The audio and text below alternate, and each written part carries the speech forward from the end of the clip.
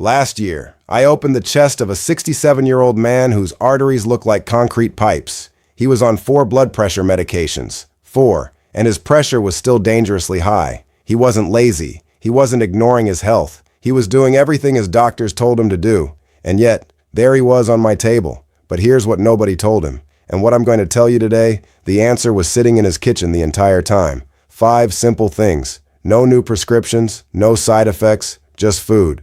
Working the way food was always meant to work. Stay with me because by the end of this video, you're going to know exactly what to do.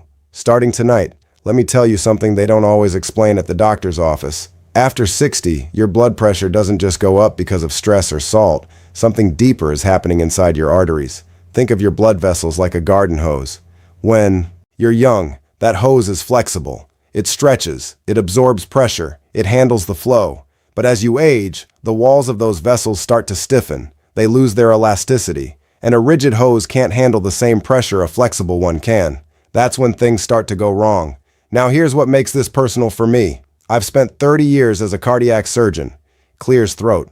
I've held human hearts in my hands. I've repaired arteries that look like they belonged in someone 20 years older. And every single time I ask myself the same question. How did it get this far? The answer more often than not is inflammation. Chronic, silent, slow-burning inflammation in the walls of the blood vessels. You don't feel it. There's no obvious symptom. But day after day, year after year, it quietly stiffens and narrows those vessels. And your heart has to work harder and harder just to push blood through. So why does food matter so much? Because what you eat 3 times a day is either fighting that inflammation or feeding it. Every meal is a decision your body makes about your blood pressure. Most people don't realize that their doctors don't always have time to explain it. That's what this video is about, not replacing your medication. I want to be very clear about that, but giving your body 5 powerful tools that work alongside whatever your doctor has prescribed. Tools that in many cases I've seen make a dramatic difference, sometimes within days. Are you ready? Let's start. Here's a question for you. When you sit down for dinner tonight, what do you reach for first? If you're like most people, it's the bread or the potatoes or maybe a bite of whatever's closest. I want you to try something different. Something that sounds almost too simple to be real. Eat your vegetables first before anything else on that plate. Every single meal. Now I know what you're thinking. That's your big secret. Hear me out. When you eat vegetables first, the fiber in those vegetables forms a kind of mesh in your stomach, a physical barrier. And what that barrier does is remarkable. It dramatically slows down how fast sugar from the rest of your meal enters your bloodstream. Why does that matter for blood pressure? Because every time your blood sugar spikes sharply after a meal, your body releases a flood of insulin. And that insulin surge causes your blood vessels to constrict, to tighten. Right there at the dinner table, your pressure is going up and you have no idea it's happening. I've had patients who change nothing else. Same food, same portions, same medications, just the order. Vegetables first, protein second, carbohydrates last. And their post-meal blood pressure readings dropped noticeably within 2 weeks. One of my patients, a retired teacher, 71 years old, called it the easiest thing I've ever done for my health. She wasn't wrong. So, tonight, before you touch the rice or the bread, finish those grains first. Every bite counts. Now let's talk about something that's been sitting in your pantry, possibly for years, doing nothing. Apple cider vinegar, 1 to 2 tablespoons, a glass of water with every meal. That's it. I can already hear the skepticism. And honestly, good. Healthy skepticism is what keeps us from falling for nonsense. So let me show you exactly why this works, because there is real science behind it. The active ingredient in apple cider vinegar is acetic acid. And acetic acid does 2 very important things for your blood pressure. First, it improves insulin sensitivity. Remember those post-meal blood sugar spikes that squeeze your blood vessels? Acetic acid blunts that spike. It helps your cells respond to insulin more efficiently so your body doesn't have to release as much of it. Less insulin, less constriction, lower pressure. Second, and this is the part that genuinely excited me when I first read the research, acetic acid stimulates the production of nitric oxide in your blood vessel walls. Nitric oxide is your body's natural vasodilator. It tells your arteries to relax and open up. It's essentially doing what an entire class of blood pressure medications tries to do naturally for about $3 a bottle. Now, one important caution. Don't drink it straight. Always dilute it in water, at least 8 ounces. Undiluted vinegar can damage tooth enamel and irritate your esophagus. Use a straw if you can.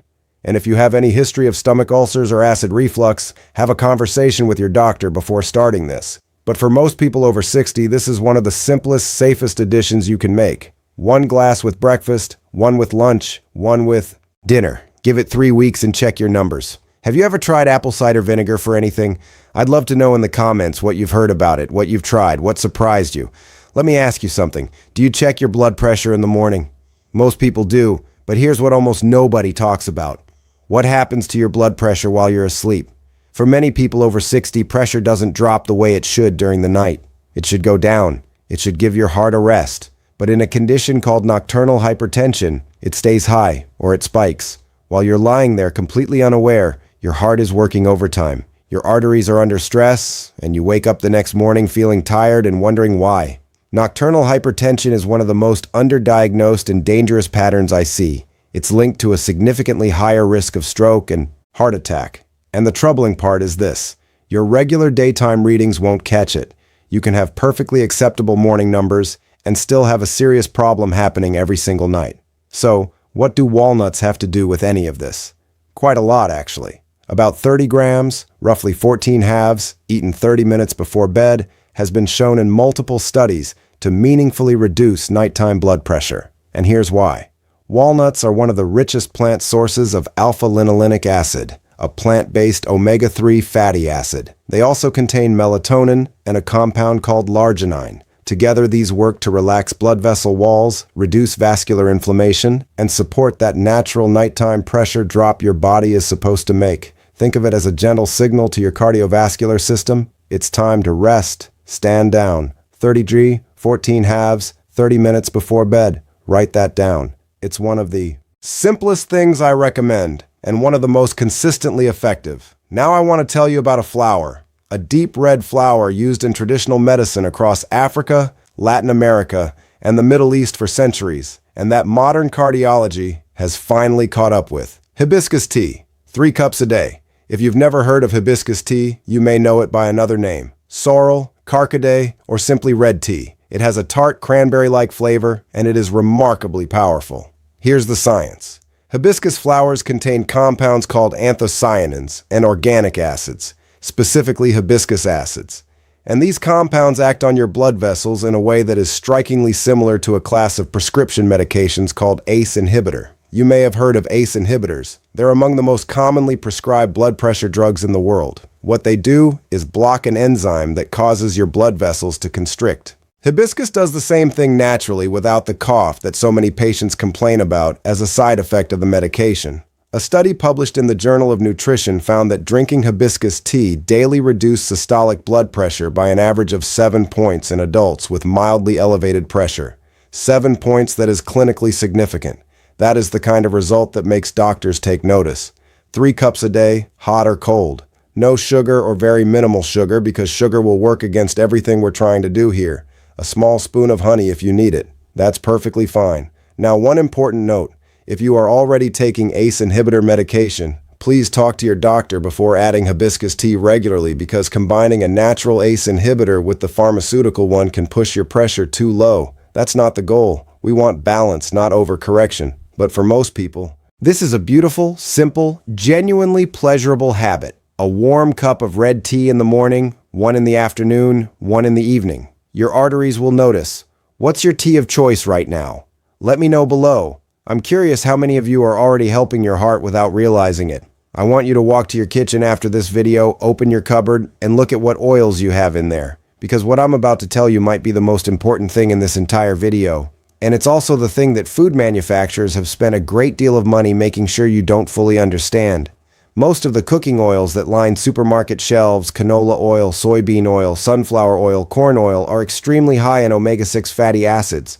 Now, omega-6 isn't inherently evil. Your body needs some of it. The problem is the ratio. For most of human history, people consume roughly equal amounts of omega-3 and omega-6 fatty acids. Today, the average person consumes anywhere from 15 to 20 times more omega-6 than omega-3. 15 to 20 times. And that extreme imbalance drives something that every cardiologist and cardiac surgeon dreads: chronic systemic inflammation. Remember that slow-burning inflammation in your blood vessel walls we talked about earlier? The kind that stiffens your arteries year after year. Excess omega-6 from these refined oils is one of the primary fuels feeding that fire. Every time you cook with canola or soybean oil, you are adding inflammation to your cardiovascular system. And here's what makes it worse. These oils are unstable at high heat. When you heat them to cooking temperature, they oxidize. They break down into compounds called aldehydes, which are directly toxic to blood vessel walls. You can't see it happening. Your food doesn't taste any different, but the damage accumulates with every meal. So, what should you use instead? Two things. Extra virgin olive oil for everything that doesn't require very high heat. Salad dressings, light sautéing, drizzling over vegetables. Extra virgin olive oil is rich in ulocanthal, a natural anti-inflammatory compound, and in monounsaturated fats that actively support healthy blood vessel function. Decades of research back this up without any serious debate. And for higher heat cooking, real butter. Yes, I said butter, not margarine. Margarine is made from the same problematic vegetable oils we're trying to eliminate. Real traditional butter from grass-fed cows.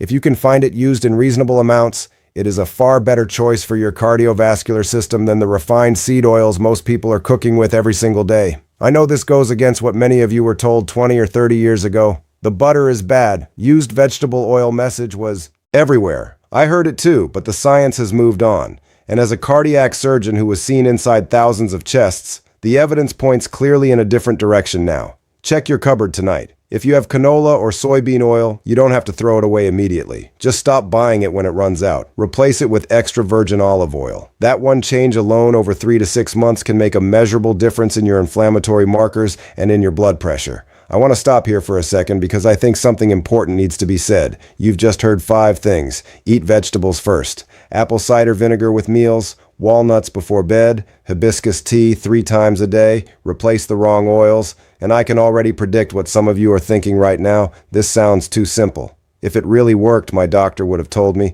I understand that reaction completely. I had it myself, early in my career. But here's what 30 years of opening chest and repairing damaged hearts has taught me. The most powerful interventions are almost never the most complicated ones. The body is not looking for complexity. It's looking for the right conditions to heal itself. And here is what genuinely shocks me even now.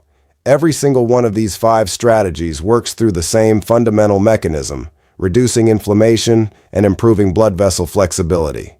That's it. That's the whole game. 5 different doors, all leading to the same room.